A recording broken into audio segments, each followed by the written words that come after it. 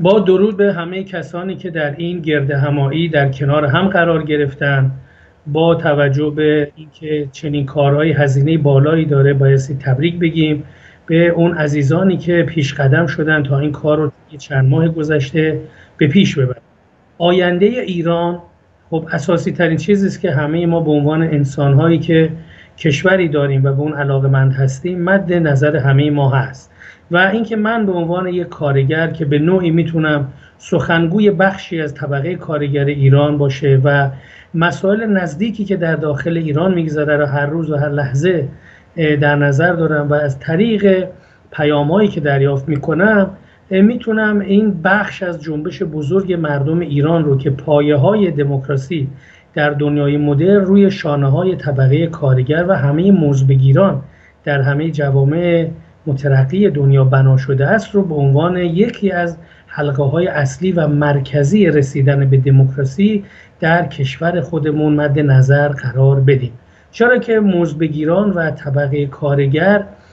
اصلی ترین و گسترده ترین بخشی از جامعه هستند که اصولاً اگر قرار باشه یک نظام دموکراتیکی رو ما در کشور خودمون جایگزین یک نظام دیکتاتوری ولایت فقیه بکنیم، بایستی روی شانه‌های این طبقه بزرگ و وسیع مزدبگیران ایران بایسته این دموکراسی که ما می‌خواهیم بنا بکنیم. در نتیجه اساسی ترین چیزی که بیش از 33 میلیون نفر از مردم ایران، هم از کارگر، کارمند، معلم، بازنشستگان محترم، مستمری بگیران و بقیه مزدبگیران ایران و حتی جامعه نزدیک به 12 میلیون نفره بیکاران ایران در این دسته‌بندی قرار می‌گیرند. به همین دلیل شاید پر اهمیت ترین بخش از جامعه باشند مزدبگیران ایران که بایستی در هر پروسه‌ای که مد نظر می‌خوایم قرار بدیم و هر پروژه‌ای رو که می‌خواهیم اجرایی بکنیم به حضور نمایندگان راستین این طبقه بزرگ ایران در کنار بقیه روشنفکرها، احزاب، جریان‌ها و افکار و قشرهای متفاوتی که نمایندگانی در بین سخنگویانی که در آینده ایران حضور پیدا کردن بسیار داشته باشیم و به حضور این نمایندگان و سخنگویان باید حتما توجه ویژه‌ای بشه. چرا که ما می‌بینیم در تمام کشورهای مدرن پس از عصر سرمایه‌داری و به وجود آمدن اندیشه‌های مدرن اصلاً با مبارزاتی که طبقه کارگر در کنار بورژوازی در قرن 17 و 18 میکنه به جای میرسه که یه سری حقوق پایه‌ای به هر حال برای انسان‌ها به رسمیت شناخته میشه که در فرایند تاریخی خودش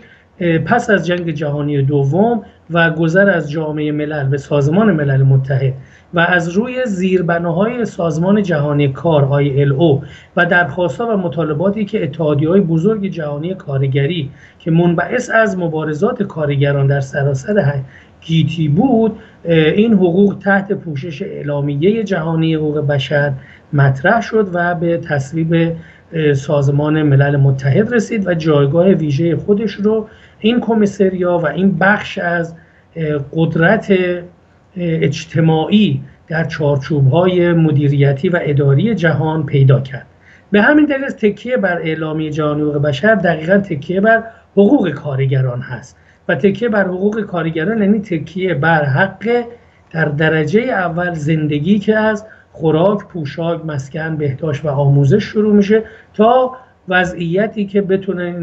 بزرگترین بخش جامعه با این رفاه نسبی وقت بتونه در مدیریت جامعه، خلاقیت ها و اون بخش هایی که بالاتر از سطح زندگی مادی قرار میگیره مثلا پرداختن به امور هنری و عاطفی هم وارد بشن و در علم پردازی ضمنی که با تجربه خودشون علم رو استخوان بندیش رو میسازند، پس از اون خودشون هم در محیط کار خودشون با روش‌های علمی بتونن آینده رو بسازن و این فرزندان باز طبقه کارگر و مزدبگیران که اکثریت هر جامعه رو تشکیل میدن هستن که میشن همین دانشجویان، فرهیختگان و دانشمندان و مدیران آینده هر سرزمینی. به همین ترتیب است که بعد از این مسئله پنجگانه، برای که به این مسئله پنجگانه دست پیدا بکنیم، خوراک، پوشاک، بهداشت، مسکن، آموزش به عنوان زیربنایی که حتی در قانون اساسی دیکتاتوری ولایت فقیه به عنوان اصل 43 به رسمیت شناخته شده است در فصل حقوق ملت فصل سومش، اینجا هست که چرا این اجرایی نشده. اجرایی نشدنش به این دلیل است که با سرکوب‌های شدید و وحشیانه حکومت و از بین بردن سندیکاهای کارگری، شوراهای کارگری واقعی، احزاب و سازمان‌ها و گروه‌های روشنفکری و مدعی دفاع از طبقه کارگر و بخش‌های زیادی از اقشار روشنفکری و تکنوکرات‌هایی که از دوران قبل از 57 در سازماندهی جامعه ایران نقش داشتند و گام‌های بزرگی رو برای رسیدن به مدرنیسم برداشته بودند، ما از دست دادیم. پس از نظر طبقه کارگر ایران، یکی از اساسی ترین حقوقی که در این فرایند گذار از نظام دیکتاتوری ولایت فقیه به یک جامعه دموکراتیک ما در دستور کار قرار میدیم، دفاع از حق آزادی تشکل‌های مستقل و آزاد صنفی و سیاسی طبقه کارگر ایران است که اگر چنین آزادی رو ما بتونیم نهادینه بکنیم و این نهادهای صنفی و سیاسی طبقه کارگر و به نوعی همه موضوع‌بگیران ایران که از کارگر صنعتی و فنی و راننده و مکانیک و معدن و پالایشگاه و نفت و خودروسازی و امثال بگیریم تا مهندسین، فرهیختگان، پزشکان، معلمین، استادهای دانشگاه و هر کسی که در ازای کاری که میکنه، چه کار یدی چه کار فکری، مزد میگیره در جامعه ما و کارش به سود جامعه و خدمات رسانی و ایجاد امکاناتی برای همه مردم از مفید هست، میتونه حلقه مرکزی این اتحاد و همبستگی ما باشه برای گذار از نظام ولایت فقیه و رسیدن به یک جامعه دموکراتیک. با یک نگاهی به پیرامون خودمون در جهان میبینیم جوامعی که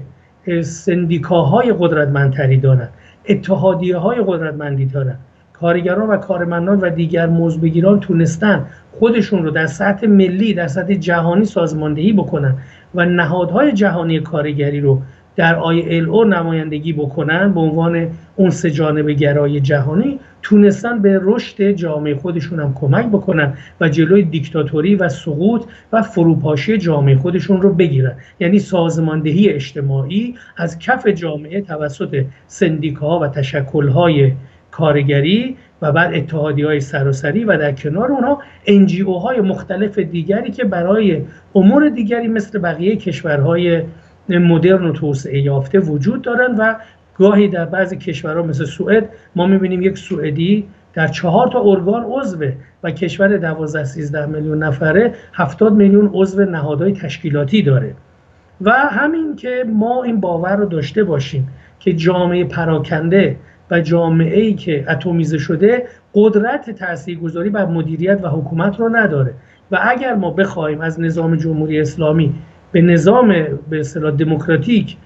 گذر بکنیم، حتی برای این گذر نیاز به تشکل‌های سراسری مخفی و علنی و بینابینی اینها داریم و حمایت سراسری رسانه‌ها که خود رسانه‌ها به عنوان رکن چهارم دموکراسی بازوی دیگری هستند در کنار تشکل‌ها و سازماندهی‌های کف جامعه. پس ما با داشتن این دوباره پرواز آزادی بیان، آزادی عقیده، آزادی مطبوعات، آزادی رسانه‌ها و هرچه تشکیلاتی تر شدن جوامع که از کف جامعه که طبقه کارگر و همه مزدبگیران رو شامل حال میشه، این دوباره پروازه این جت بزرگ دموکراسی خواهی ایرانی رو اگر در کنار هم داشته باشیم با یک نگاه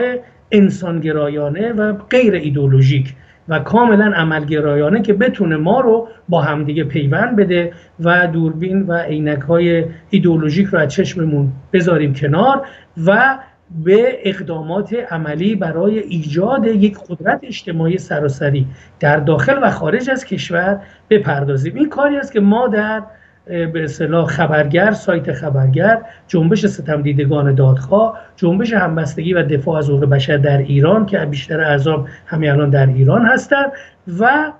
عیاران معیشت و کمپین معیشت که با همکاری عزیزانمون در داخل ایران آغاز کردیم و بیش از 2000 نفر هم عضو براش گرفتیم، در حال پیش بردن این پروژه در کنار اون صندوق رأی آزاد و دموکراتیک به عنوان آلترناتیو سیاسی رو هم ما معرفی کردیم به هم میهنانمون و الان به یاران آینده ایران معرفی میکنیم که به عنوان یکی از نمونه‌های اجرایی که تونسته افراد و افکار متفاوت رو برای سرنگونی جمهوری اسلامی و گذار دموکراتیک به یک حکومت مدرن و مترقی سازماندهی بکنه. امیدوارم که در فرصت‌های دیگر من بتونم جزئیات این پروژه ها رو با همکاری شما عزیزان هم مطرح بکنیم، هم بررسی کنیم و نقاط مثبتش رو هممون با هر تفکری که داریم استفاده بکنیم. چاره ما ایرانی ها فقط وحدت و تشکیلات است. سپاسگزارم.